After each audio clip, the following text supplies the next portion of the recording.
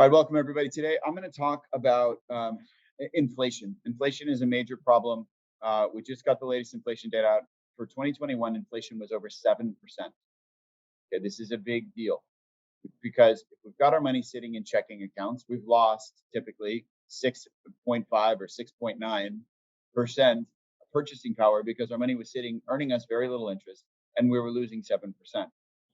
When you're in the business context, you now want to start thinking about, well, how do I finance a business with a rising interest rate environment, which is what's happening.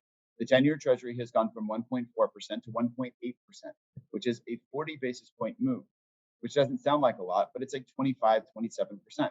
So it is a big move. It's a big change. What we want to think about then is, how do we finance our business? Now, there's two things you want to think about. You always match up a short-term financing need with short-term financing. So if your financing is a cash flow problem, meaning I have to outlay money for product or services or people and I collect it later, that might be 90 days later, that might be 6 months later, that might be 30 days later. You use a line of credit for that kind of financing. And those lines of credit, those interest rates are going to be going up. But what's going to happen also is you need to watch your rates that you bill people to make sure that you're keeping up with inflation to keep your profitability level. And then they'll just track each other, because otherwise what will happen is this will happen and you'll start to lose profitability. So make sure you're matching up short-term need with short-term financing. That said, what if you need financing to expand your building, to expand your manufacturing capabilities, to buy a big piece of equipment or a vehicle or something like that?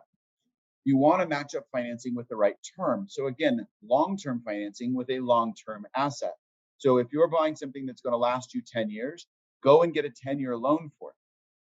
What this will do for you is assets will appreciate during an inflationary time. And if you go get a rate today at 3.5, 4.5%, something like that, and inflation goes to 7%, this loan is going to look amazing.